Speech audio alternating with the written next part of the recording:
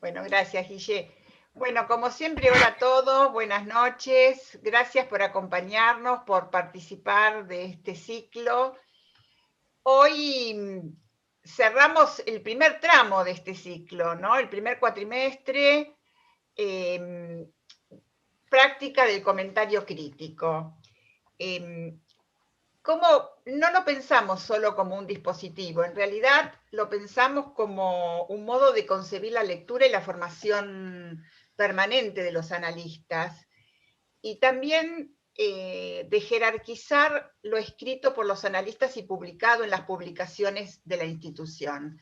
Es por eso que el título completo es Práctica del comentario crítico de textos publicados en las publicaciones de APA.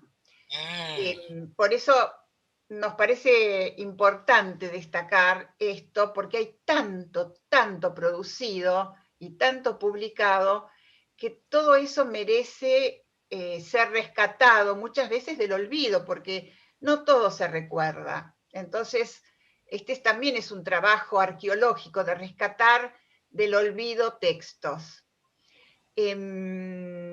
Nosotros como equipo, y los voy a nombrar, siempre lo hacemos: Andrea Ikonikov, Valeria Corbela, Juan Pineta, Alicia García Pena, Willy Perinot, Claudia Hamburgo y Adriana Pérez Alarcón, y yo, Mirta Goldstein.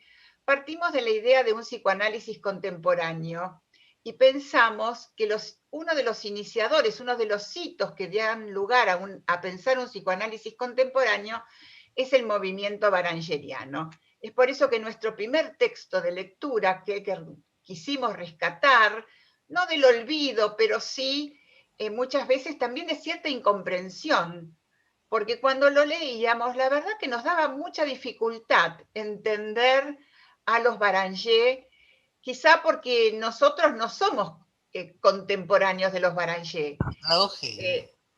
Vos sí es, pero nosotros no. No, entonces, pero vos pensás que el trabajo tiene 60 años. Por eso mismo teníamos dificultad de entender todo lo que allí se decía, y pensamos que era una dificultad compartida. Por eso es que nos parece que es importante comentar este texto, y por eso le invitamos hoy a Elsa Eisenberg. Les adelanto que vamos a volver a empezar el 9 de agosto, el segundo lunes de agosto, y que en el segundo cuatrimestre vamos a dedicarnos a algunos textos un poco más cortos, porque pensamos trabajar algo de Green, algo de Laplanche, posiblemente algo de Ogden, pero seguramente algo de Green. Estamos terminando de elegir el texto.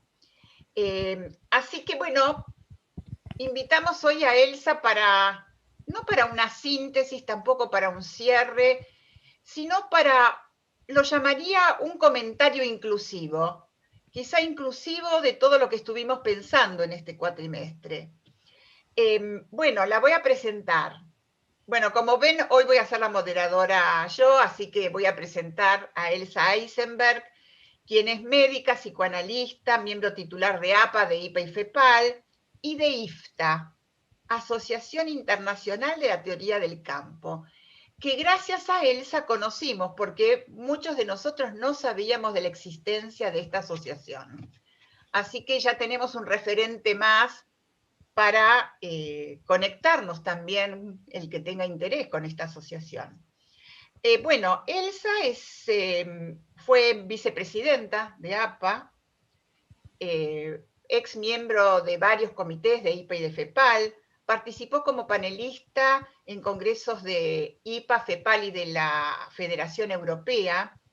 Es autora de muchos trabajos publicados en diferentes revistas y traducida a muchas lenguas. Y es algo que ella no me mandó en el currículum, pero que todos la conocemos por eso, que es especialista en clínica psicosomática. Fue directora del departamento de psicosomática. Esto ella no lo resaltó cuando me envió el breve CV que le pedí, pero me parece que es importante porque uno de los párrafos que hoy vamos a comentar tiene algunas referencias al cuerpo. Yo creo que Elsa es la indicada para comentar esas referencias. Cuando estaba releyendo los párrafos que ahora les voy a leer, y que Guillermo, por favor, si podés poner en pantalla, pensé que algunos de esos párrafos, algunos ya los leímos, pero algunos ya me estimulaban algunas preguntas. Así que a medida que lea los párrafos, voy a leer la pregunta que me surgió de cada párrafo. Como para allá, Elsa, prepara tu lapicera, así vas anotando, porque me parece que si no quedaba como olvidado el párrafo y la pregunta. Quedaban desanudadas. Bueno, leo los párrafos. La situación analítica gira alrededor de dos centros, el paciente y el analista. El paciente deja de ser el objeto de observación exclusivo y privilegiado. La totalidad de la situación se entiende como interjuego de transferencia y contratransferencia. El analista es considerado integrante de parte completa de la relación.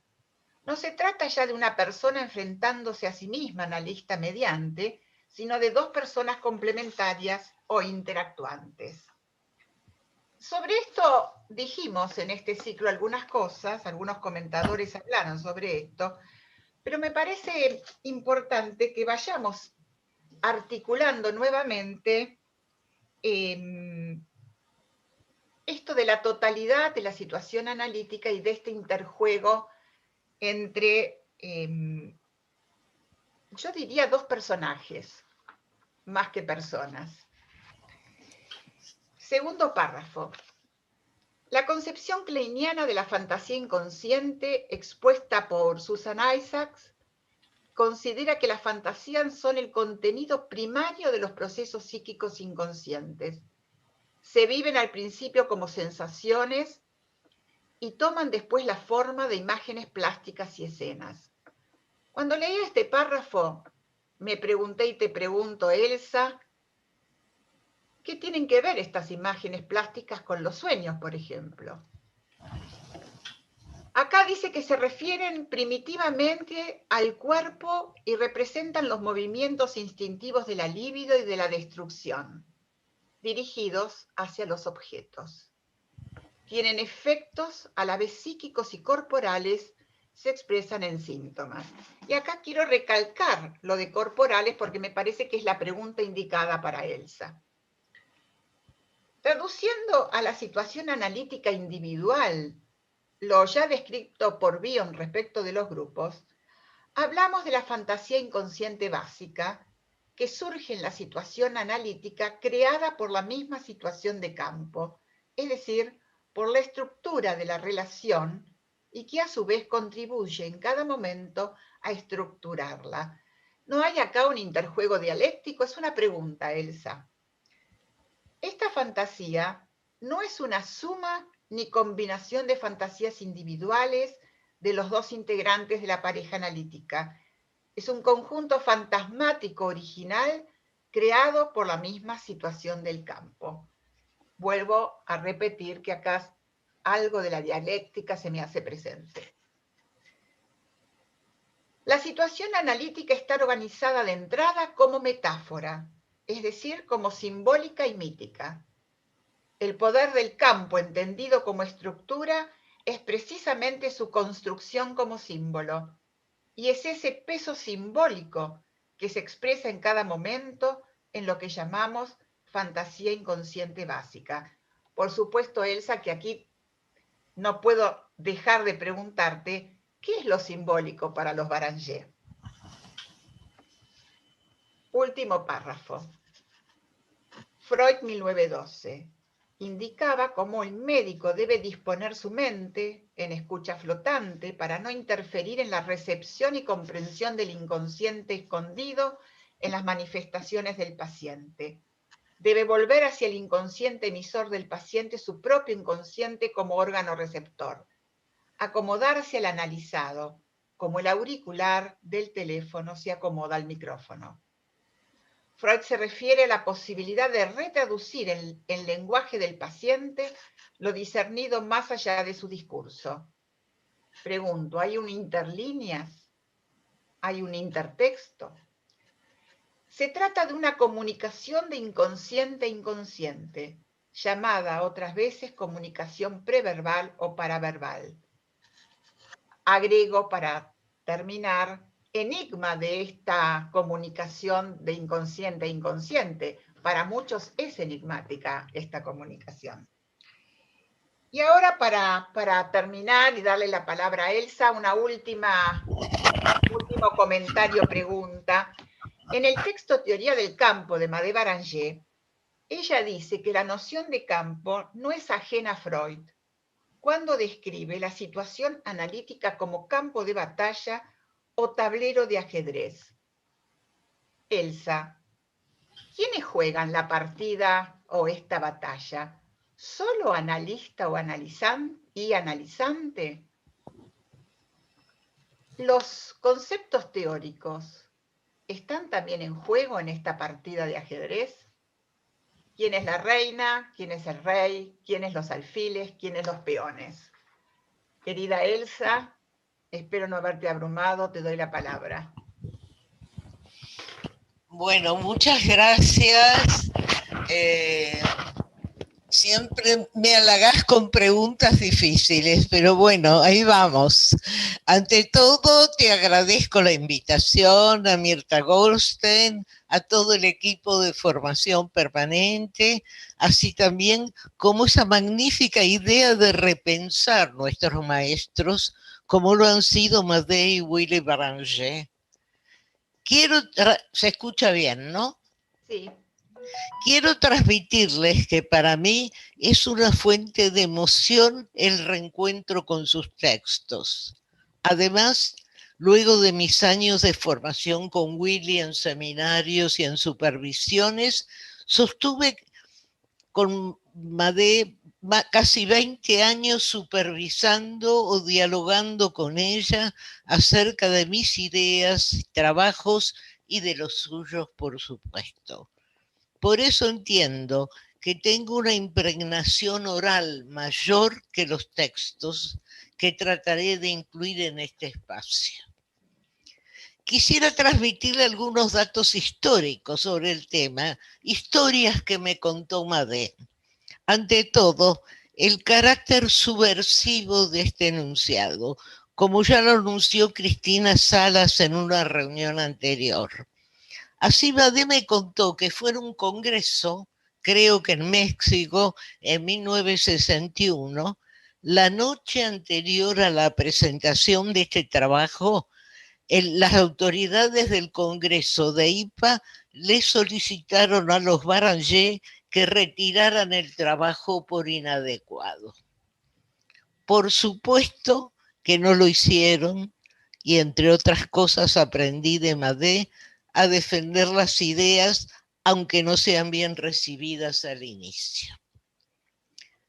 En otro orden, me relató que la teoría del campo analítico creada con Willy tuvo su origen en los continuos e interminables diálogos entre ambos acerca de la tarea compartida cuando trabajaban en Montevideo formando la Asociación Psicoanalítica Uruguaya. Bien, ahora paso a los párrafos que hemos organizado con Mirta. ¿Por qué plantearnos una teoría del campo analítico?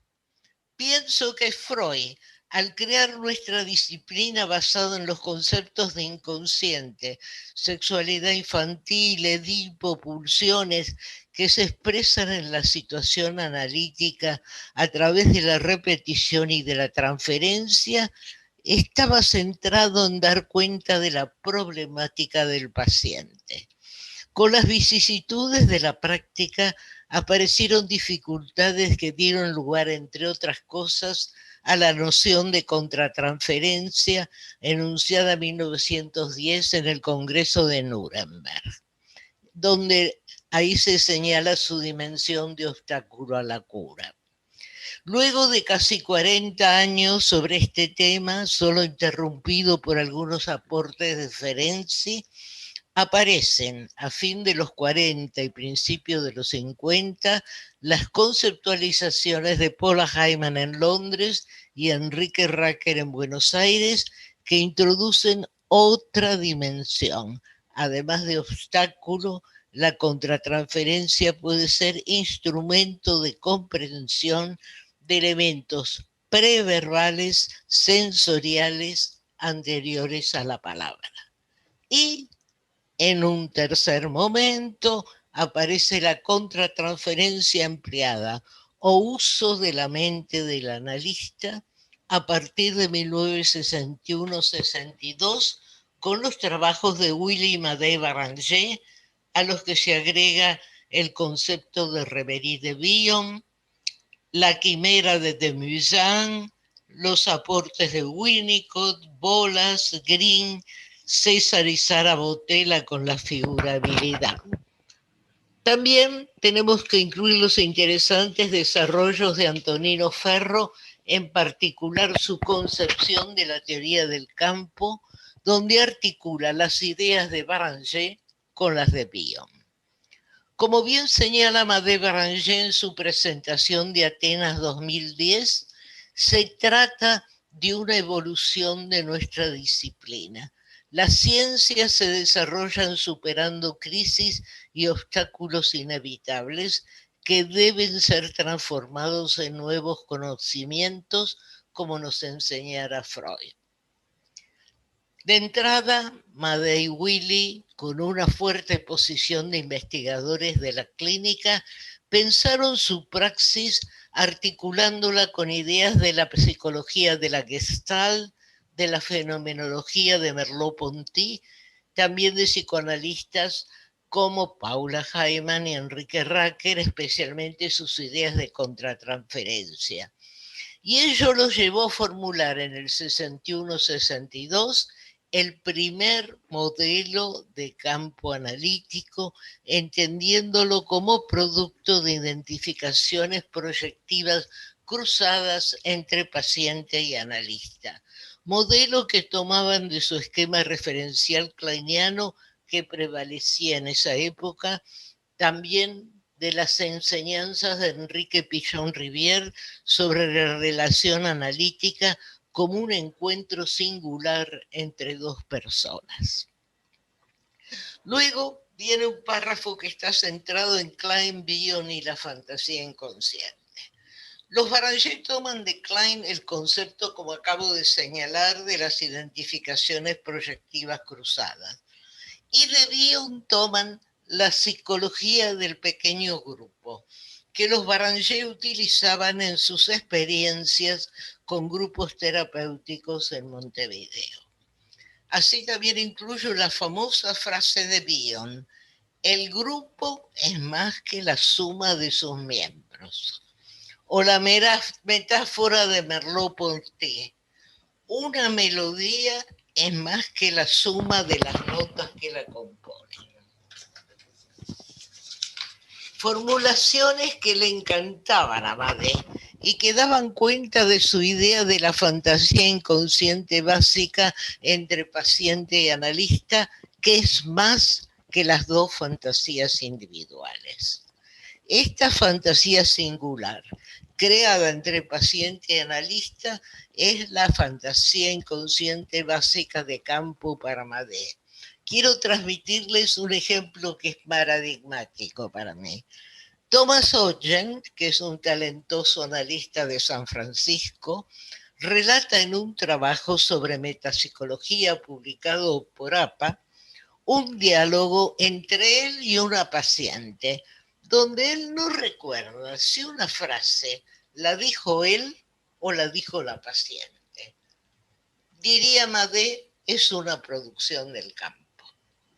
Por supuesto, ella toma el concepto de fantasía inconsciente de Susan Isaacs, como está en el texto que nos leyó Mirta, que son el contenido primario de los procesos psíquicos e inconscientes, que se refieren al cuerpo y representan los movimientos de la libido y de la destrucción dirigidos hacia el objeto. Todo ello apunta al origen corporal de las pulsiones que devienen psiquismo. Para mí es el ello, con su origen en el soma, que Freud describe en 1933 en la conferencia 31. Mirta, con su agudeza, me señaló que elegí párrafos conectados con el cuerpo, coherente con mi interés sobre la psicosomática. Pero yo creo, con otros autores, que el cuerpo es el origen de la excitación endosomática y que si todo va bien se transforma en pulsiones que adquieren representación psíquica. Justamente la somatosis ocurre, a mi entender, cuando no se da este proceso. Por lo tanto, no adquiere representación psíquica. Aquí coincido con mi amiga Marilia Eisenstein, que piensa igual. Bien, ahora voy a pasar al tercer párrafo, donde Madé insiste que la fantasía no es una suma de una combinación de las fantasías individuales de los dos integrantes de la pareja analítica, es un conjunto fantasmático original creado por la misma situación de campo. Así, este modelo ha tenido un gran desarrollo en el mundo psicoanalítico internacional, como yo tuve ocasión de relatar en el homenaje que le hicimos a Madé. Voy a recordar un par de puntos. Montana Katz, que ya la mencionó Claudia Borenstein, en Estados Unidos creó IFTA, una sociedad internacional de la teoría del campo, y ha organizado eventos y 2 libros sobre el tema con autores americanos, italianos y latinoamericanos. Por su lado, Antonino Ferro y su grupo de Italia han usado las ideas de los Barrangé combinadas con la de Bion para construir sus propias formulaciones. Los brasileños como Claudio Eisere, a quien escuchamos la semana pasada, Ruggero Levi y Cazorla han usado sus ideas en diversos trabajos. También Howard Levine en Boston. Mientras que Roussillon destaca en el 2013 en el Congreso de la Federación Europea la influencia de los Barrangé en el pensamiento analítico de APA y APO. También en Francia, Green, Marilia, Botella y varios miembros de la SPP han destacado su valor y su interés en diversos contextos. En Uruguay la tenemos a Beatriz León de Bernardi, a quien Madé consideraba la mejor lectora de sus ideas. El Thomas Ocean ya mencionado, y entre nosotros, no hay que olvidarnos, Luis Canciper en 1999 organizó un libro volviendo a pensar con Willy Madé Barrangé, que fuimos 19 autores que contribuimos al homenaje. Por su lado, Leticia publicó en el 2004 este texto que estamos explorando, y en el 2009 publicó un libro que se llama Work of Confluence, que fue muy exitoso internacionalmente. Y por último, Claudia Borenstein, ya lo mencionamos, en el 2012 editó un número especial de nuestra revista centrada justamente en la teoría del campo analítico. Bien, aquí viene un párrafo que contestaría ya una de las preguntas de Mirta.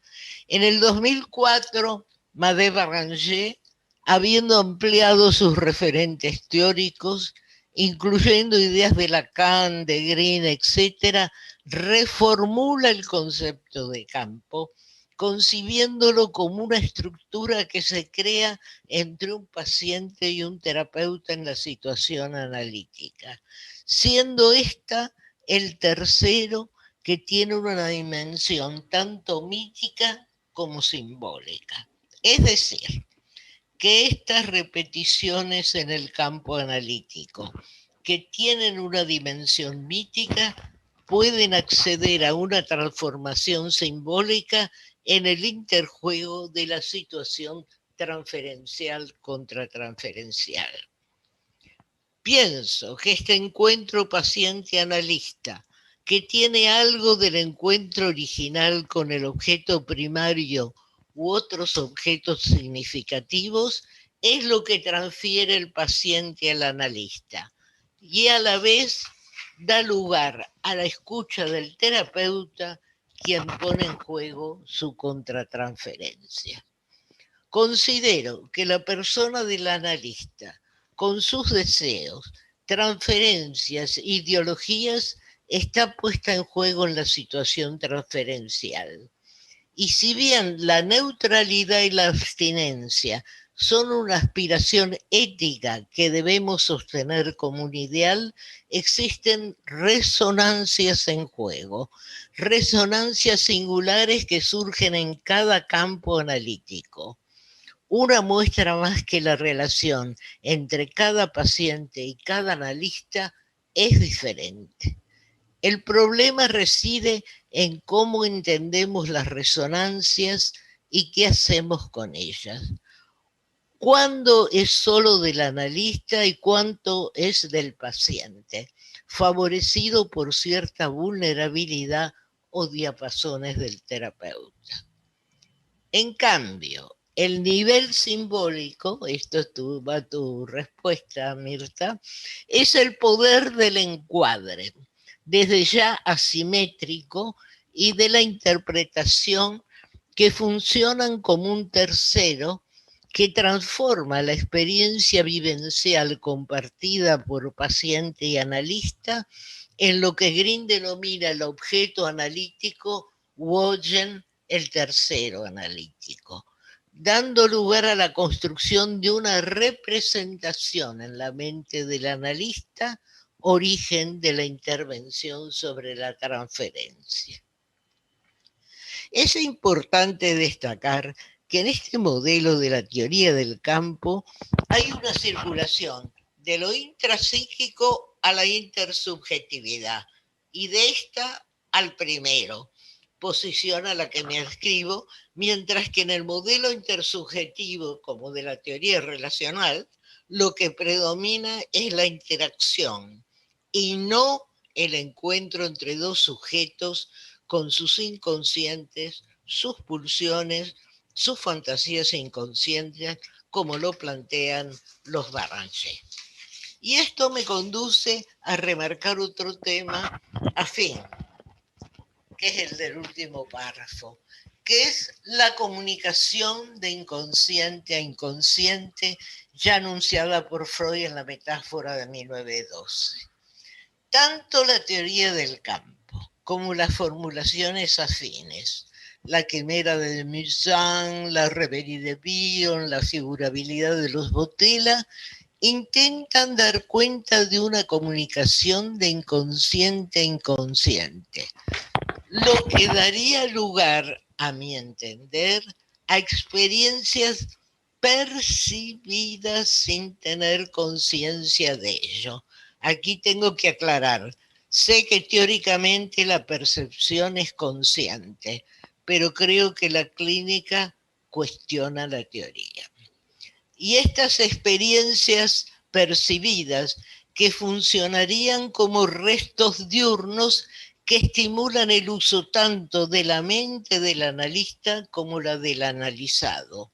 Y además podemos entender la figurabilidad o los sueños del analista despertados por el material clínico de un paciente.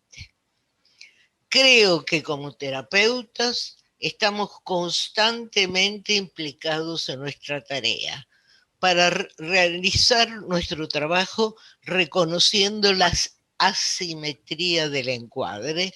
Tenemos que en parte dejarnos involucrar afectiva y sensorialmente en los mensajes inconscientes que emite el paciente, además de la escucha verbal. Debemos reconocer, como decía Willy, que no somos entomólogos, pero también es cierto que tenemos que comprender autoanalizar y tramitar dichas experiencias del campo transferencial contra transferencial y luego decidir si las incluimos o no en nuestro abordaje interpretativo o constructivo. Es una posición compartida por algunos y cuestionada por otros, dependiendo del esquema referencial, ideología científica o personal de cada colega. Este compromiso afectivo tiene sus ventajas y sus problemas. Las ventajas son que favorece la comprensión del paciente, cierto que dentro de los límites de nuestro propio insight. Y los problemas son los puntos ciegos compartidos entre paciente y analista, lo que los Baranger denominaban los baluartes, que exigen una segunda mirada, ya sea autoanálisis o supervisión. Y para terminar, es decir, que en el campo transferencial contra transferencial que inevitablemente se crea entre paciente y analista, oscilamos entre la empatía y la necesidad de una segunda mirada. Muchas gracias. Bueno, gracias a vos, Elsa. Muy interesante. Yo tengo algunas preguntas que me sugirieron tus comentarios. Por un lado, me queda una duda, escuchándote, si la teoría del campo no termina siendo, porque vos hablaste de modelo, y yo me quedé pensando, ¿no termina siendo un modelo de aparato psíquico? Lo dejo como pregunta, no sé No, si... no creo, no es un modelo de aparato psíquico. Lo que es para mí es una metapsicología del campo analítico. El campo analítico es una metapsicología de la relación clínica entre paciente y analista. Cuando ellos lo enunciaron por primera vez, se discutía en APA ¿cómo diríamos? El, la, me sale la grieta, pero queda mal en este momento, La brecha. eh, entre la clínica y la teoría. Y cuando apareció la teoría del campo, justamente trataba de articular la teoría y era como trataba de articular la teoría y la clínica. En cambio, yo pienso que ahora, digamos, los últimos años, lo podemos entender, y es algo que piden todos, Botella y muchos autores, la metapsicología del funcionamiento de la relación paciente-analista. Ese es el lugar que tiene la teoría del campo. Bueno, muy bien, 10, Elsa. Tengo otras preguntas que me surgieron escuchándote.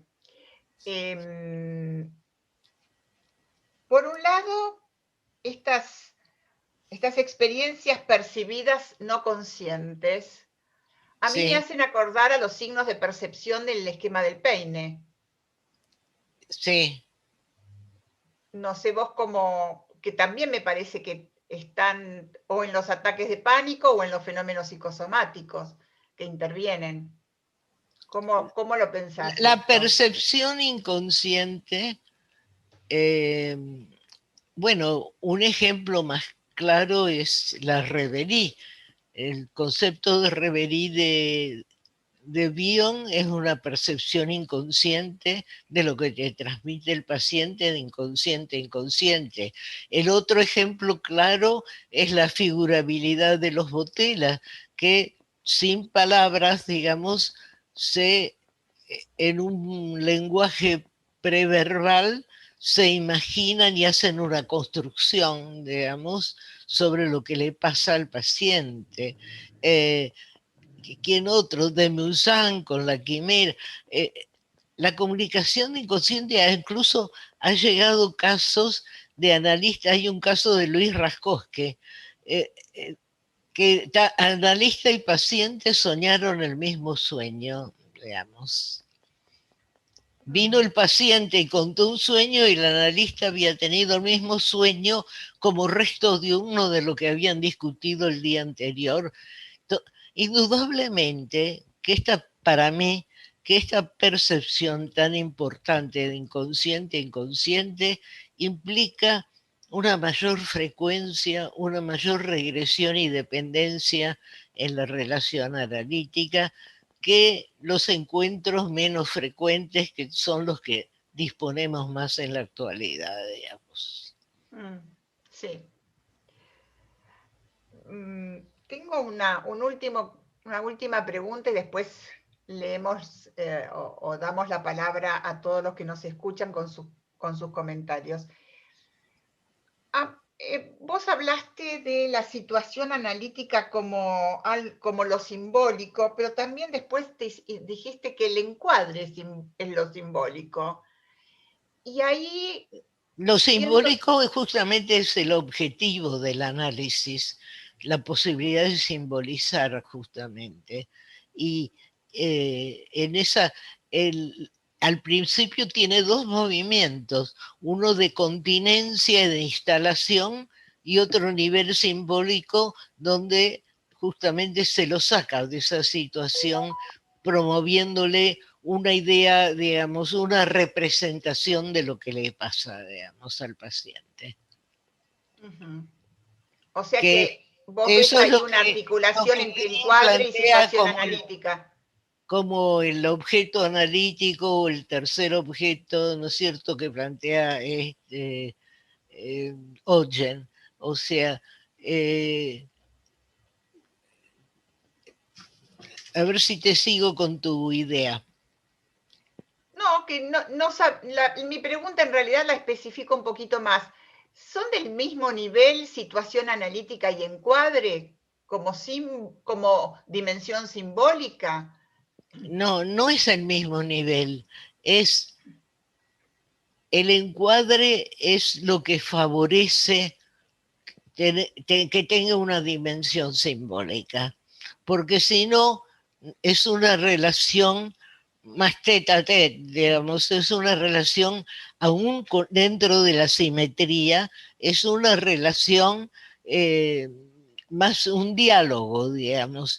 En cambio, el encuadre permite, la simetría del encuadre y la propuesta de una interpretación o una construcción justamente corta esa situación y propone una idea para pensar acerca de lo que pasa, digamos.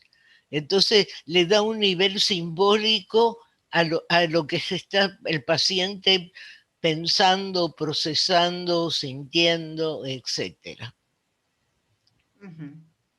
Bueno, ¿qué les parece si ahora escuchamos preguntas y comentarios y seguimos con este diálogo con Elsa? Yo lo que leo aquí es un comentario, no sé si es una pregunta de Ezequiel Jaroslaski, que pregunta en qué se diferencia la fantasía básica inconsciente o un conjunto fantasmático creado por la situación de campo. Bueno, después acá Ezequiel, ¿querés vos hacer la pregunta, Ezequiel? Porque haces una referencia a Ansiedad Full, que es, y a Caes, y sí. No sé si es oportuno. A ver, decime la voz directamente. Sí, a ver, Ezequiel. Yo planteo, detrás de la teoría del campo está Kurt Lewin, que es el creador de la teoría del campo, basada en la Gestalt.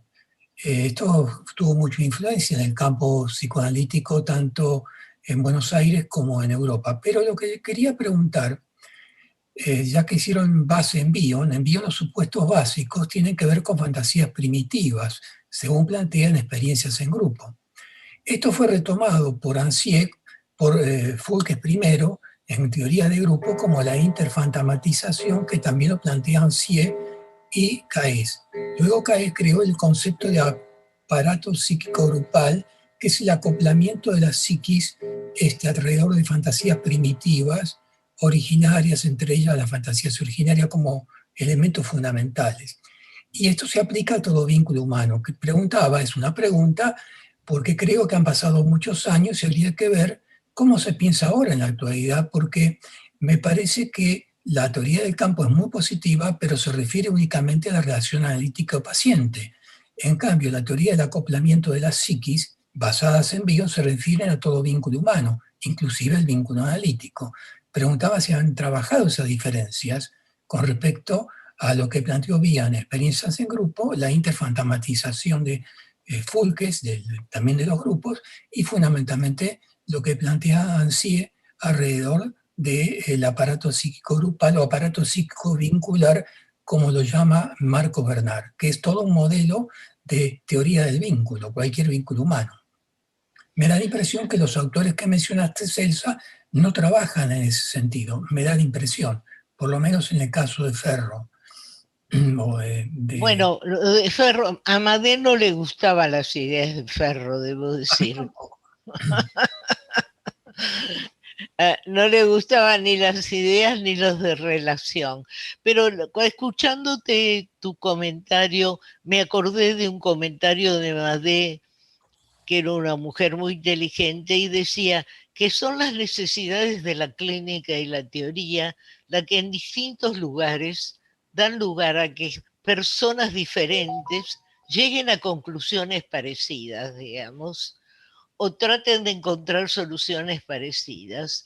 Digamos, y por supuesto hay otros autores que han construido otros modelos, digamos. Entonces, este es el modelo que construyeron ellos, digamos. Bueno, yo también me quedé pensando, ¿no, Ezequiel? Claro, que deben haber estos que vos mencionás y muchos otros desarrollos que quizá, digamos, hacen equilibrio entre lo grupal y esta pareja analítica, ¿no? Porque lo grupal debía decir, la idea era así, la idea de Bion era para el pequeño grupo. En aquella época, cuando se atendía al grupo, se interpretaba la fantasía del grupo, no individualmente. Entonces, el primer concepto que vino fue que era un grupo de dos, que podía tener una comunicación de inconsciente a inconsciente. Entonces ese fue el primer momento, digamos, cómo pensaron ellos la teoría del campo, digamos. Por eso tomaron eso de Bion, digamos. Indudablemente hay momentos, yo pienso que para tener esos momentos de comunicación tan importantes y tan de inconsciente a inconsciente que den lugar a percepciones, a sueños, etcétera, tiene que haber una mayor frecuencia, una mayor regresión o dependencia en el vínculo, tanto por parte del paciente como del analista. Pienso que en el trabajo que hacemos hoy día, que bueno, hacemos lo mejor que podemos, pero no da lugar a estas experiencias tan fácilmente. Igual con pacientes de muchos años o de reanálisis uno logra experiencias equivalentes. Yo lo que podría decir que todos los modelos de vínculos, más bien la línea europea francesa, se basan justamente en lo que decís vos, en una regresión.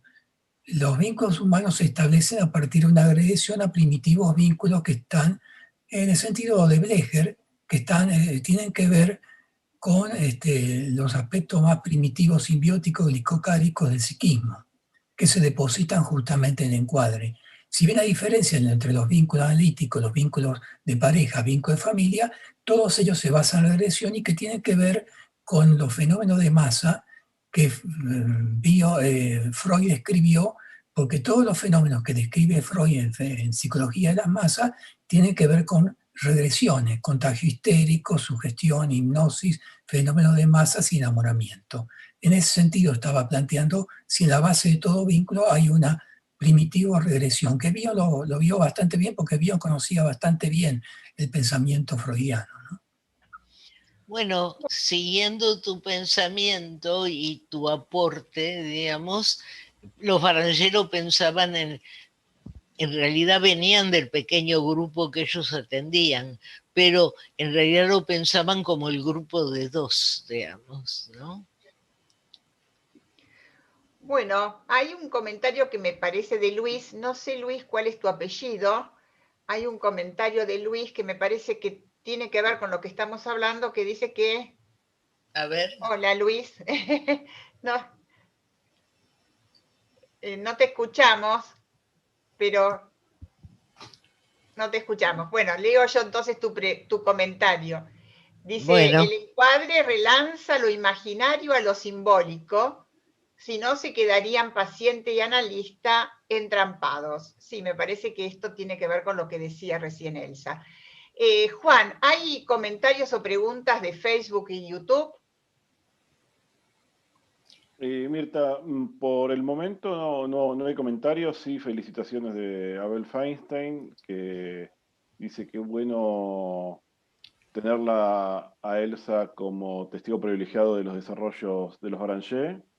Y otro comentario en ese sentido de Alicia Presas de Guinzo, en el mismo sentido, ¿no? Hay muchos oyentes de distintos países como siempre, y por ahora no hay preguntas. Bueno, bueno, alentamos a que hagan preguntas o hagan comentarios. Por favor, atrévanse. sé que este no es un tema muy frecuente y es un tema, digamos, que pone en juego ciertas ideas que no circulan habitualmente en APA y seguramente, lo cual es una pena, ¿no? Porque yo cuando pensé que además está muy bien que quieras traer a Green y a Laplanche, dos autores que valoro muchísimo, pero también sería bueno que trajeras algunos otros de los maestros, digamos, porque la APA adolece de valorar las ideas de los maestros, digamos. Bueno, te voy a pedir que nos sugieras también algunos textos. Tenemos que combinar autores y textos. A mí me sigue haciendo pregunta. Pero Juan había dicho algo. ¿Qué me decías, Juan? No, No había pregunta. que había comentarios, que no había preguntas todavía. Bueno, una de las cosas que a mí me siguen haciendo pregunta, y un poco después de escuchar también a Ezequiel, Elsa, es esta cuestión del, que yo entiendo que vos lo tomás en el sentido del modelo de la situación transferencial contra transferencial de la pareja analítica, pero sigo pensando, y después de escucharlo a Ezequiel, cuando hablaba también de aparato psíquico grupal, que tiene que haber una concepción, entonces reformulo mi pregunta, de aparato psíquico detrás de la teoría del campo.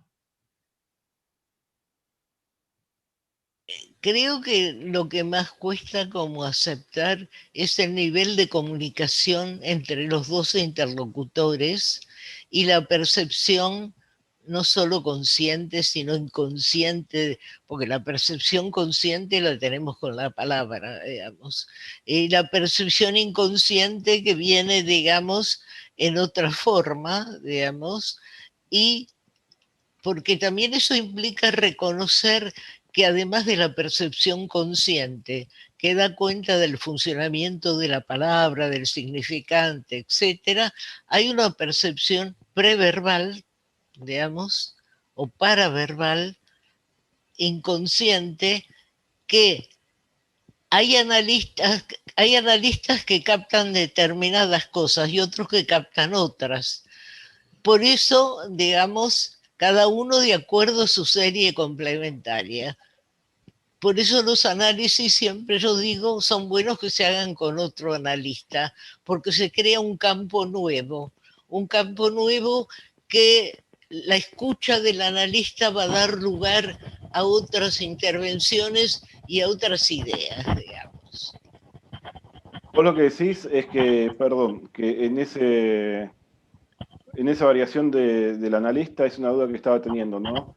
Que ese conjunto fantasmático que se crea por la situación de campo, al variar el analista, va a capturar algo de la verdad más inconsciente del paciente, pero que no la va a capturar completamente. Por eso la variación de analistas quizás ayuda a que se construyan conjuntos Exacto. fantasmáticos distintos, ¿no? Porque nadie capta todo, digamos. Cada uno lo capta de acuerdo a su propio insight, a su propia personalidad e ideología, digamos. Cuanto más nos analizamos, cuanto más nos autoanalizamos, cuanto más supervisamos, cuanto más hablamos con colegas, ampliamos más nuestra escucha. Justamente Green, hablando de Green en Locuras Privadas, planteó justamente eso, cómo había cambiado el psicoanálisis a raíz de todo eso, digamos.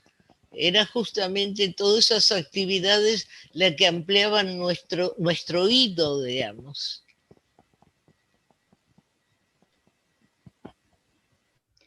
Bueno, acá hay algunos otros comentarios.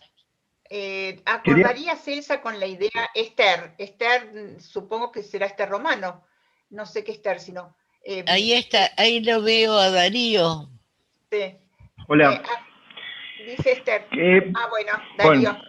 Leo lo de no, Esther iba a porque decir, empecé y te doy la palabra. ¿Acordarías, dale, Elsa, con la dale. idea personal que he conversado con la propia Madé, que en las supervisiones es aplicable la idea de campo analítico en términos de una extensión? Sí, creo que es Esther Romano, seguramente. Y bueno, entonces te damos la palabra a Darío y después a Willy Perinot. Sí. No, lo único que quería comentar era que, bueno, yo no tuve tanta cercanía con Madé, tuve apenas 10 años con ella de supervisión, pero ella en un momento, digo por lo que 10 preguntó años, Ezequiel, 10 años es un montón. es un montón, pero es mucho, mucho menos que vos. Pero por eso vos, pero más allá de eso, respecto de lo que comentó Ezequiel, de todo de si el campo, la teoría del campo, estaba referida solo a la teoría analítica. Y según lo que ella me comentó también en una supervisión, en varias, más de una, era que la idea había surgido de todos los campos, que eran todos campos en los que se armaban fantasías básicas y en los que esas fantasías básicas gobernaban el campo, digamos, eran lo más importante, eran lo que llevaban adelante el campo, con una idea parecida a la de Bion, me parece, respecto de que que dejaban de lado la tarea y empezaban a funcionar. La fantasía de campo los arrastraba, digamos, ¿no? Que bueno, en el campo analítico sería la formación de un baluarte, sin mal no. Era eso solo que quería comentar. Y bueno, Elsa, además que fue brillante tu exposición. Me encantó. ¿Y podrías explicitar un poquitito más esto, Darío, entre... ¿Qué cosa? ¿Cómo es que llegaste al baluarte? Que en el sentido o sea, la fantasía de campo va arrastrando al campo analítico a un lugar que es desconocido por ambos, o sea que es una formación, ¿sí?, inconsciente, no con aporte de los dos, pero mucho más que las partes, que no tiene que ver con lo que pueda llegar a poner cada uno, sino es una neoformación, una formación nueva. Y esa formación, en la medida en que no se hace consciente, digamos, y va arrastrando a los integrantes de la dupla, a los integrantes del campo bipersonal, a un campo de enganche, se convierte en un baluarte. O sea, si es analizado a tiempo, se mueve el campo. Si no es analizado a tiempo, se va produciendo un enganche que cada vez puede ser más profundo y convertirse en un baluarte. De hecho, bueno, una de las cuestiones justamente es que el campo es inherente al campo la detención.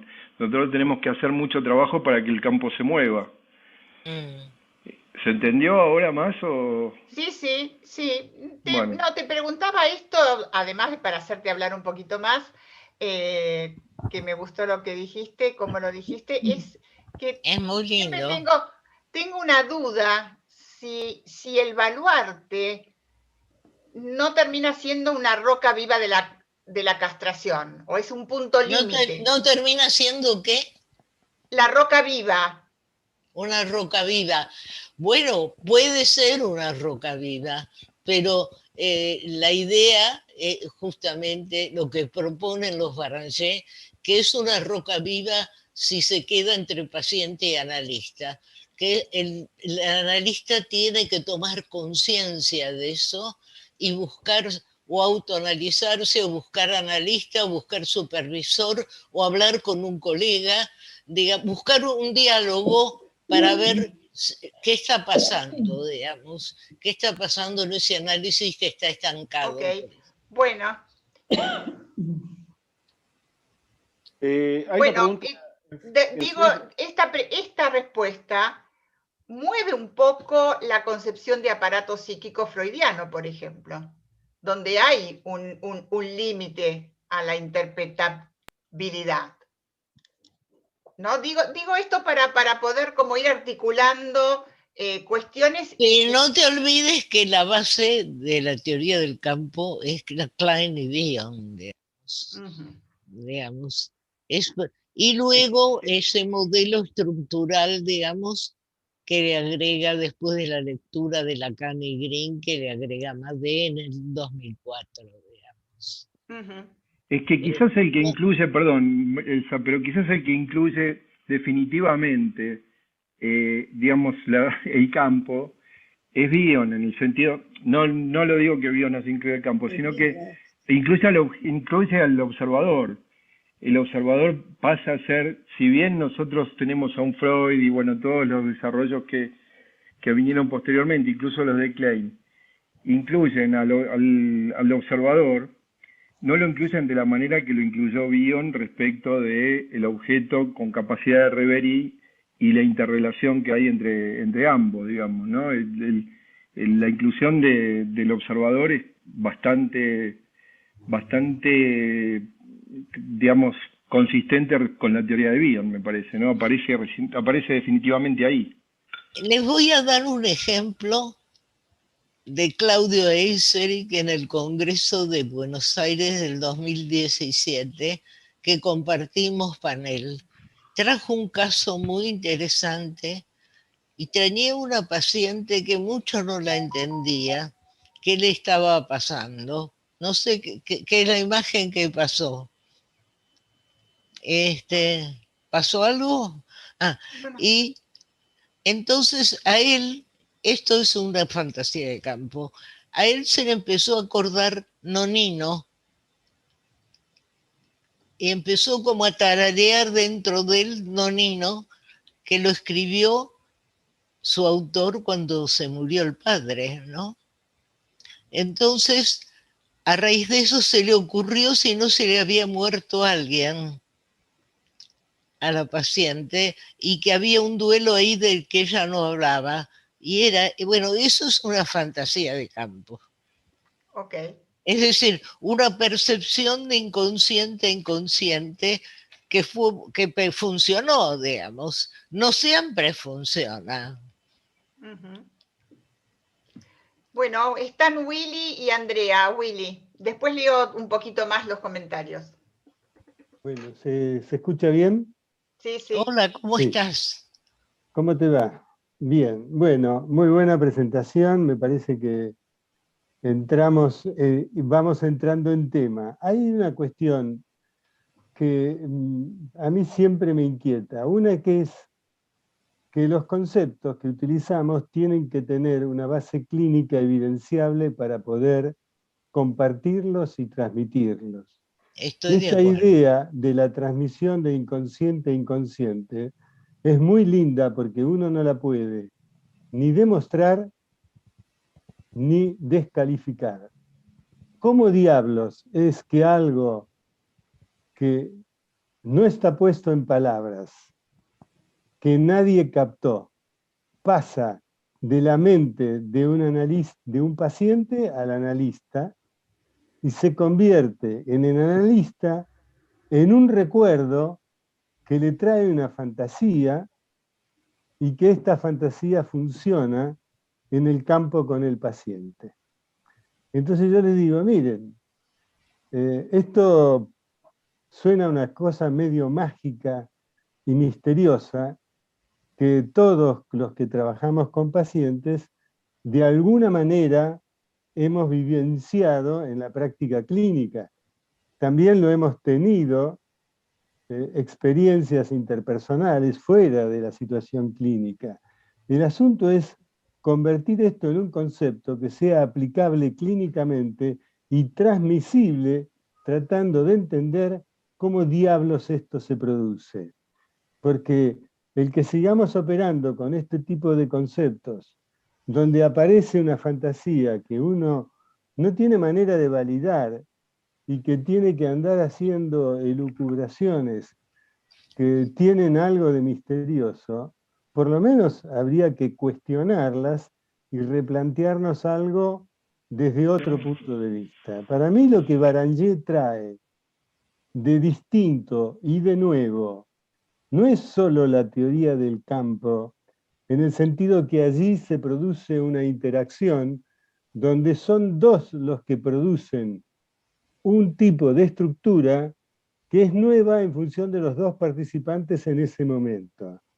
No es que es transferencia y contratransferencia, sino es cómo se detecta el baluarte, cuál es el punto en el que el analista tiene que intervenir y en relación a qué. Porque hay algo que ocurre en el campo analítico que el encuadre permite, que es que cuando uno plantea un marco y un paciente se instala allí, es en el marco donde hace fuerza la estructura que el paciente no cuenta.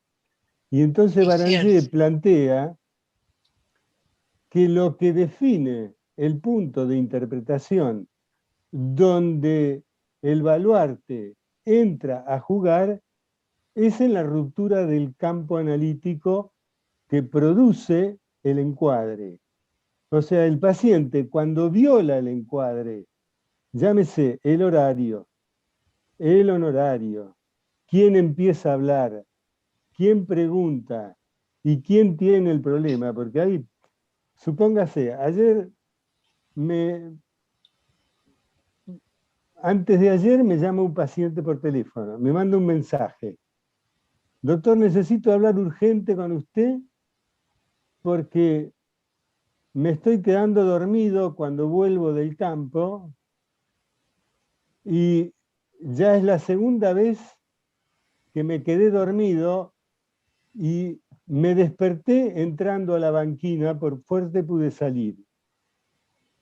Es un paciente al que yo medico, con el cual no solo medico, sino que tengo una intervención más dinámica, tratando de entender qué ocurre, porque él tiene su terapia por otro lado. Entonces, ¿qué hace el paciente? El paciente me coloca a mí un problema que él se duerme, y cuando yo le pregunto, ¿y por qué te dormís? Y lo que pasa, doctor, es que yo me voy a dormir a cualquier hora. ¿Y desde cuándo te vas a dormir a cualquier hora? Y desde que mi mamá se fue. La madre tuvo que volverse a Buenos Aires y la madre era la que a las 11 de la noche empezaba con sus gritos, sus escándalos para mandarlo a dormir. ¿Qué hace este buen señor? Vos percibiste ahí un hilo que fuiste desenredando una historia, digamos. Una historia. Entonces, ¿qué es lo que ocurre con él? Él te transfiere a vos el problema y dice, y mire, usted tiene que hacerme irme a dormir temprano. Ah, sí. Decime, si vos te vas a dormir, ¿te dormís o tenés insomnio? No, yo si me tiro en la cama, duermo.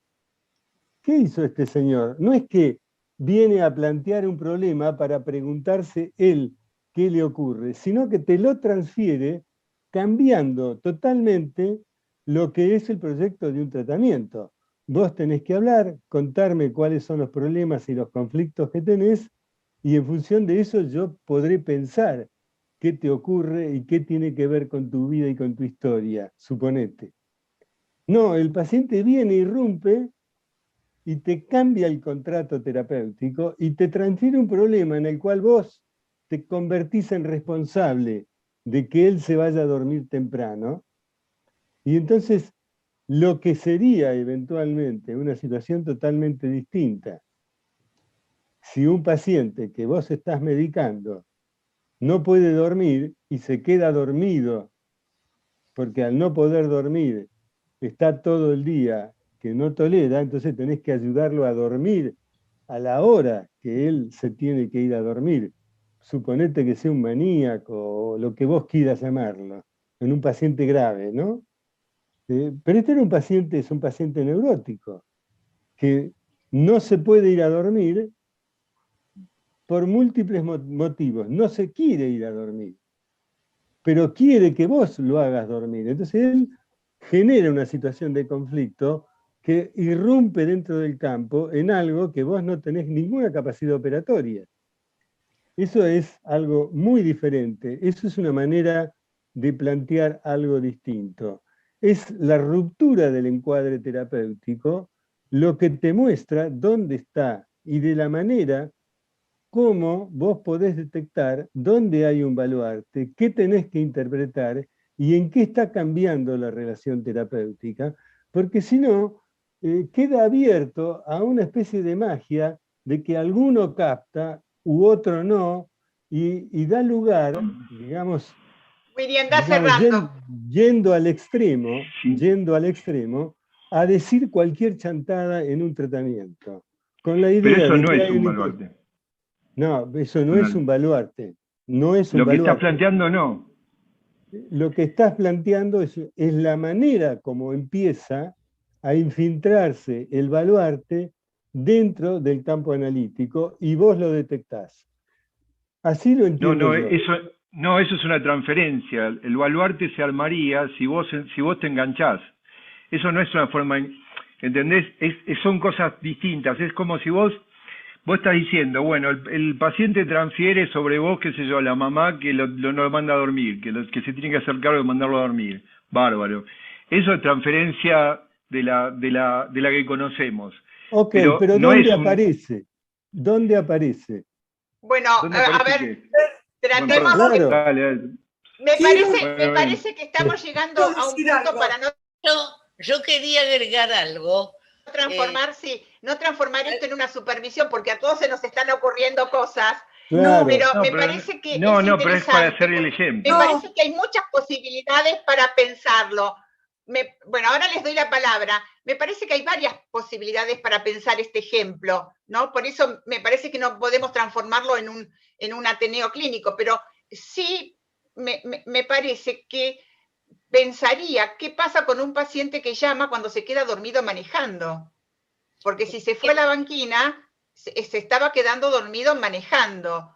O sea, hay un llamado. No sé a quién llama, pero hay un llamado. Y creo que esto es importante. Pero me parece que, bueno, estaba Andrea, que también quería decir algo, y después Susana, y después, no sé, Elsa, si querés redondear algunas cosas, porque me parece que el ejemplo de Willy nos trae algunos temas interesantes para debatir. Por ejemplo, yo pedí la palabra hace rato, pero no me llaman. A ver, dale, no vi tu mano. No, puse la mano varias veces, pero no sale el nombre. Yo pido la palabra, pero no sale el nombre, creo, ¿no? Ok. Bueno, entonces espera que le doy a Andrea y después a vos y después cuando a Susana. Cuando quieras. Bueno, gracias, Mirta. Muy interesante el diálogo que se está generando y Elsa, muy clara tu exposición, así que te agradezco un montón. Solo me quedé pensando en esto que me pareció interesante, cómo planteás la teoría del campo como una metapsicología de la clínica, y en base a eso, como que hay algo que capaz, como soy de una generación un poco más joven, me suena áspero en el sentido de cuando decís, bueno, y hoy hacemos lo que podemos, ¿no? Respecto que entiendo que cuando un proceso analítico se da con mayor frecuencia, hay más posibilidad de regresión y es otro tipo de proceso. Sin embargo, hoy, digamos, no sé si hoy trabajamos como podemos, hoy trabajamos y a veces hay cuestiones que se dan situaciones de campo que capaz lo que deberíamos pensar es más bien no de si en el estilo de todo tiempo pasado fue mejor, sino de qué manera, yo pienso que capaz Made pensaría hoy así, bueno, de qué manera podemos afinar nuestro instrumento, agudizarlo para captar algo del campo, de esta nuevo objeto de observación, que es lo que pasa en esa dupla, que es mucho más que una dupla, pero cómo afinar este instrumento para captarlo en el tipo de tratamientos que se dan hoy, que pueden ser virtuales, que son una vez por semana o 2 veces por semana, capaz que no se ven presencial, ¿no? Me parece que como que es algo que nos compete a nosotros de a ver de qué manera. Sí, Elsa, todo tuyo. Me encantó lo que dijiste, ¿puedo intervenir? Una cosa Sí. que no hablé, porque esto es la contratransferencia ampliada, como lo llama Green, es de la contratransferencia corporal. Yo tengo un caso de una colega que supervisó años conmigo, con el cual construí un trabajo. Ella fue a la terapia intensiva por un paciente, digamos, que había tenido un infarto. Era un chico joven de 30 años, sobreadaptado. Empezó después la terapia en su casa, en su consultorio, esto era antes de la pandemia, y pasaban los meses y él nunca hablaba del infarto, ni del susto, ni del miedo, ni del pronóstico. 30 años con un infarto es una cosa muy seria. Un día viene la colega y viene con un dolor en el pecho, un ángulo. Bueno, yo le digo que vaya al médico a hacerse ver, pero además de eso, que no tenía nada por suerte, vimos cómo ella había captado en el cuerpo lo que él no podía poner en palabras, porque es preverbal, eso es preverbal. Cuando ella le pudo ir haciendo la devolución, empezó a destaparse lentamente todos los tremendos duelos que arrastraba desde la infancia, digamos. Eso es lo que quiero y ya hacías 2 sesiones semanales. No es cuestión, estoy de acuerdo contigo, se puede con una sesión, pero no es más común con un poquito más. Pero de todos modos, hoy trabajamos como podemos en el sentido que hemos aprendido a trabajar con menos sesiones. Eso quise decir. Bueno, esto me parece que coincide con un comentario de Esther Romano, que dice: mantengo la pregunta a Elsa, pues si bien en una supervisión se puede dilucidar un baluarte, aunque también en determinadas circunstancias, en la propia supervisión se puede crear una situación de campo. Y yo creo que lo que acabas de contar ejemplifica este comentario de Esther Romano. También te quiero transmitir felicitaciones de Gaby Goldstein, que está escuchando esto por YouTube. ¡Qué amor! Sí, así que bueno. Y bueno, entonces le doy la palabra a Susana Tasma. ¿Podés, Susana? Dale, Susana.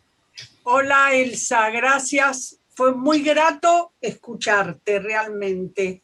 Un gusto. No, yo quería hacer un comentario respecto a lo que traía Willy Perinot, que no me parece que sea un ejemplo de baluarte.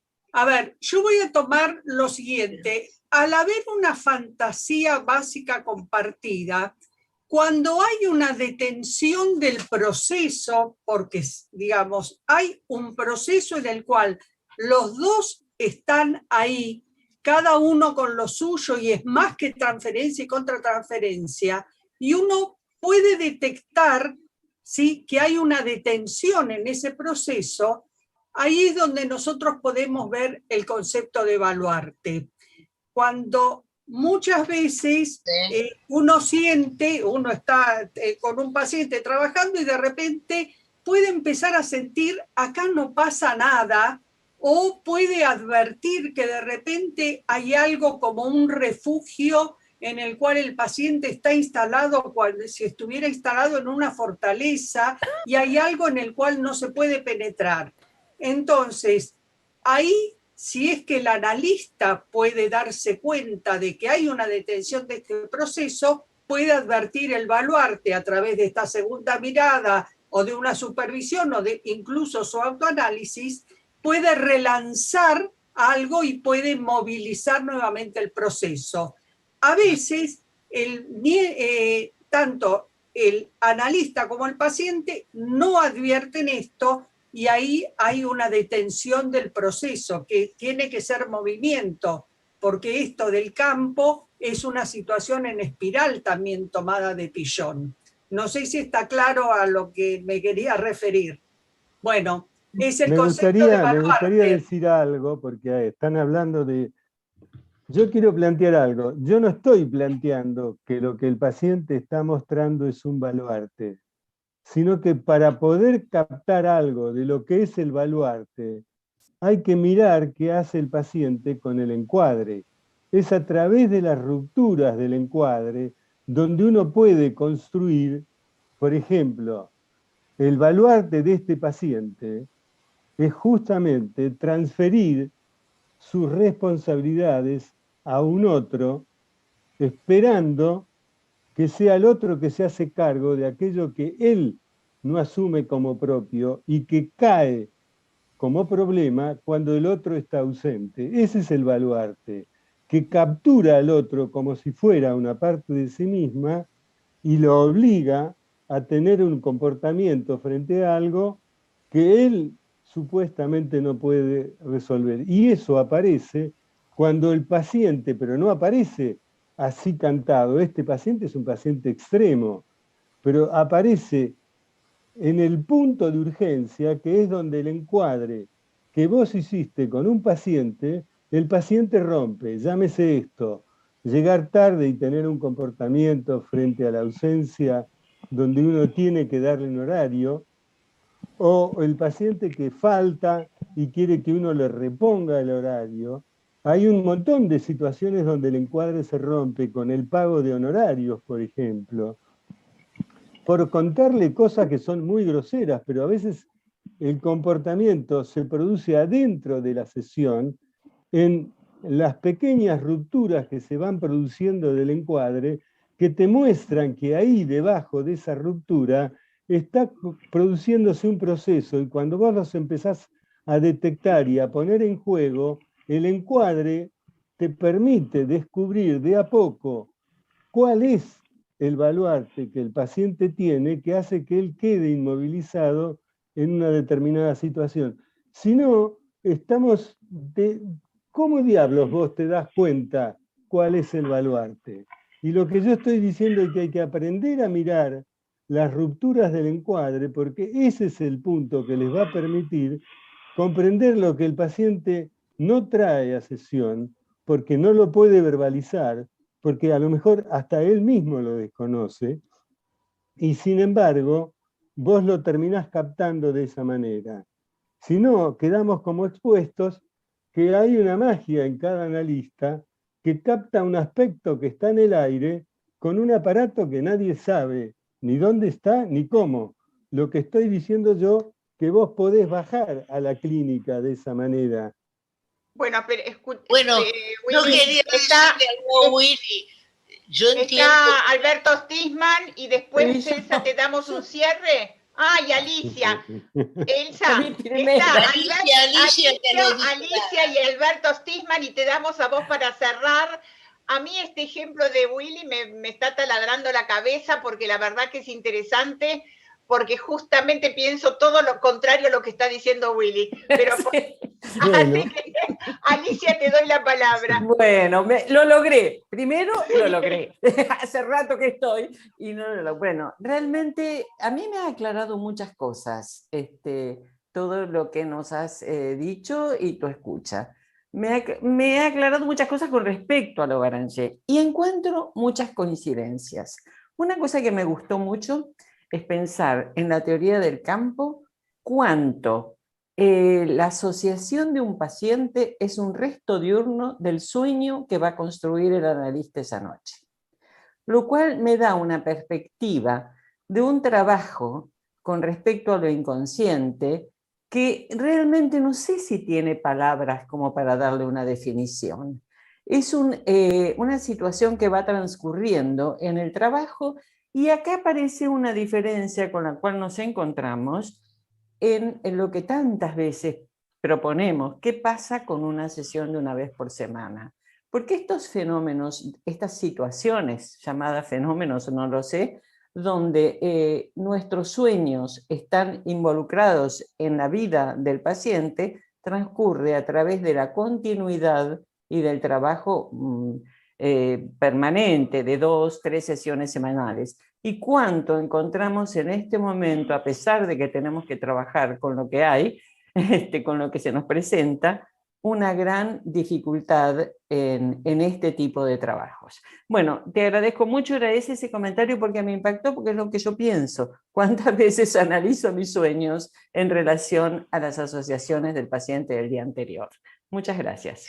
Bueno, Alberto, y después acá Juan me dice que hay una pregunta de Facebook, la leemos y entonces Varias. le tenemos un cierre para esta reunión. Sí. Bueno, quería al principio agradecer a Elsa, realmente como ya han dicho otros, la exposición ha sido muy clara y bueno, yo la vengo siguiendo a Elsa hace muchos años, así que conozco su manera de pensar, tanto respecto de este tema de los Beranger como otros vinculados a la psicosomática.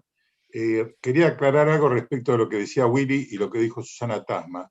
Yo coincido con lo que decía Susana, porque me parece que Willy habla del baluarte del paciente, y me parece que el baluarte no es un problema del paciente, es justamente un problema de la relación del analista con el paciente, de manera tal que es difícil que el paciente por sí mismo pueda considerar que existe un baluarte. Como ha dicho Susana, es un obstáculo que surge y que requiere, como también lo dijo desde ya Elsa, requiere la intervención del analista propio del terapeuta, o de una supervisión, o a lo sumo el autoanálisis.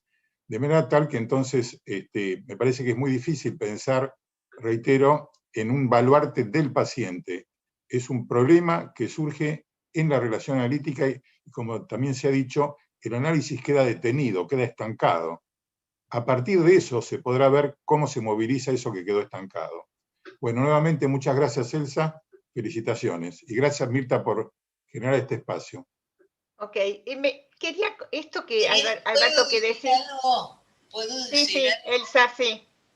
Les cuento, se me acabo de acordar una historia que tiene muchos años. Yo atendí a una paciente que había hecho un grave intento de suicidio, estaba internada, lo de Badaraco, iba todos los días a verla y la verdad que no mejoraba nunca nada, estaba igual. Yo terminaba me iba y cada vez que me iba me quería retener, no le alcanzaba todo lo que yo le decía.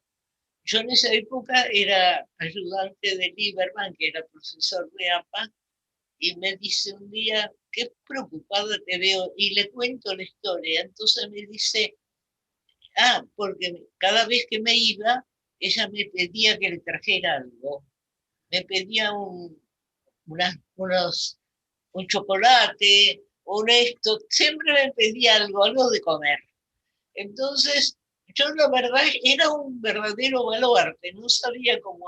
Entonces, él me dijo, decile si no es una vomitadora, que todo lo que le das no le alcanza y lo vomita, por eso siempre tiene hambre. Y ese modelo que él me dio me sirvió para cambiar y para externarla a la paciente. Es decir, una segunda mirada porque estábamos en un baluarte. Eso es lo que quiero contarles. Bueno, me parece que estamos llegando al final de esta primera parte. Por supuesto que es impactante el ejemplo de Willy porque es como casi un no suicidio, ¿no? Lo digo así porque por eso creo que impacta y que por eso también Elsa trajo esta paciente como asociación, ¿no? Así que, lo cual también nos hace pensar, y por eso decía antes que a lo mejor no concuerdo tanto con lo que decía Willy, si un llamado de un paciente, lo dejo como pregunta porque me parece que no hay una respuesta única a esto, si un llamado de un paciente fuera de su sesión es una ruptura del encuadre. Diría, a veces sí, a veces no. Lo dejo esto como inquietud para... Perdón, no toda ruptura del encuadre es un baluarte. Ni dije o sea, eso, ni dije determinante que del baluarte. la ruptura es por donde se ve. El baluarte. Por donde claro. se empieza a ver el baluarte, que es otra cosa totalmente distinta. Es cómo se capta el baluarte, cómo se construye. Y tampoco la ruptura, dije, que es el llamado del paciente. La ruptura es el cambio. Vos hay un acuerdo entre paciente y médico en qué consiste el tratamiento. El tratamiento del paciente en una consulta tiene una finalidad. Cuando esa finalidad cambia, se está cambiando algo del contrato terapéutico. Eso no quiere decir que vos vayas a negar lo que le dice y vos le decís, mirá, yo acá estoy para otra cosa. Vos tenés que trabajar sobre eso para corregir ese cambio que él tiene, donde él espera que el tratamiento le resuelva los problemas que él tiene, como no irse a dormir, cuando eso no es el problema que yo tengo que resolverle a él, digamos, desde el punto de vista de un tratamiento netamente farmacológico. Creo que acá también hay esta cuestión, ¿entiende? ¿No? Entonces hay que tratar de entender cuál es el acuerdo que hay, porque el encuadre es un montón de cosas. Es el horario, es de qué vamos a hablar. O sea, si el paciente viene y te pide dinero o te pide que vos le fíes durante meses porque él tiene una crisis, no quiere decir que vos nunca vas a fiar a un paciente. Eso hay que estudiarlo, no quiere decir nunca. Pero cada vez que lo haces, tiene que haber un motivo lo suficientemente claro para que vos rompas el encuadre, porque ahí es cuando vos te haces cómplice. Si vos lo señalás, impedís que eso vaya a convertirse en un baluarte con el tiempo. Un baluarte se construye por un montón de cosas que vos dejaste pasar, no solo en la sesión, porque se te escapan, porque las cosas son bastante más complejas que escuchar y entender rápido. Se nos escapan miles de cosas en una sesión. Cuando uno trabaja sobre el material reconstruido, se da cuenta cuántas cosas se le escapan. Y bueno, Willy, es eso. Dejamos acá, sí. Juan, ¿había otra pregunta de Facebook? Sí, cuando vos dijiste hagan preguntas, la gente empezó a hacer preguntas, así que bueno. Bueno, lee las preguntas. Obediente. No, bueno, hay como varias cositas. Hay una pregunta de Gabriela Rubillón que pregunta desde Perú, si no me equivoco. Quisiera, si es posible, aclarar la mirada de lo intersubjetivo y la teoría del campo. Quería tener una visión más amplia de esto. Después, hay una oyente, Carmen Elvira Carrasco, que trae a una teórica, una autora, Anne-Céline Schutzenberger, en relación a la comunicación consciente madre-hijo, en relación al vínculo que recoge las transmisiones intergeneracionales. Y acá hay lo que dice Abel Feinstein, que dice que él va a comentar en el Congreso algo del analista identificado con la colonización racial y el abuso de la paciente, donde se siente culpable de imponerle sus privilegios blancos a una paciente afroamericana activista contra el racismo. Dice que es difícil a veces difícil salir de esa situación, dice. Bueno, después Patricia Zafiro vuelve sobre ese ejemplo del auricular del teléfono que se ajusta al micrófono emisor en relación a cómo pensaba Freud que se producía ese maravilloso hecho de entender cuál es el sentido latente de aquello que sucede en la sesión.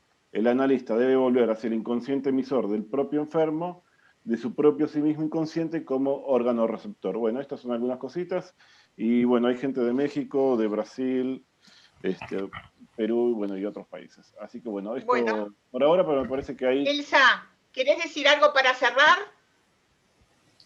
Querida. Si querés decir algo para cerrar. Bueno, yo agradezco todas las intervenciones y el entusiasmo de todos, que siento que lo comparto porque es un tema que, bueno, que comparto hace años, y sentir que ha tenido tan buena acogida me resulta muy estimulante, así que les agradezco a todos. Bueno, te agradecemos a vos, y bueno, yo les agradezco a todos, y como ven no se pueden cerrar los temas, y por suerte así el psicoanálisis sigue abierto, así que los invitamos el 9 de agosto, y antes les vamos a mandar los párrafos del texto elegido. Tenemos ya una idea, pero bueno, en esta semana la definimos. Y Elsa, pero que Elsa te diga sus aportes de los autores argentinos, que hay muchos para leer, ¿no? Hay muchos también. Bueno, como dije al principio, la idea era también ir como avanzando hacia y desarrollando el psicoanálisis contemporáneo, y la pregunta es, bueno, ¿a qué llamamos contemporáneo, no? Nosotros pusimos como un punto de inicio el trabajo de los Barangé, pero bueno, también podemos ir hacia atrás. Y también pero hacia vos tenés razón, yo creo que voy a decir una línea. Los Barangé con la teoría del campo abren el psicoanálisis contemporáneo.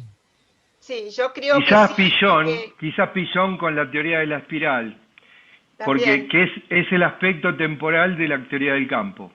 Pero lógico, porque Pillon fue maestro de los Barangé, claro, y ellos aprendieron que eran dos personas dialogando. Eso era el análisis. Bueno, nos vemos todos nuevamente, los esperamos el 9 de agosto. Y espero. Y además, yo la felicito, Mirta, por estos espacios que son buenísimos. Gracias. La verdad que se arman lindos diálogos, y creo haberlo dicho al principio, me parece que hay escritura, hay lectura, pero si no hay comentario, sacamos poca ventaja de lo escrito y de lo leído. Así que los esperamos el 9 de agosto. Y bueno, gracias y felices vacaciones a los que puedan tomarse vacaciones. Cariños y gracias, Elsa. Nos vemos. Gracias. Gracias, muchas gracias.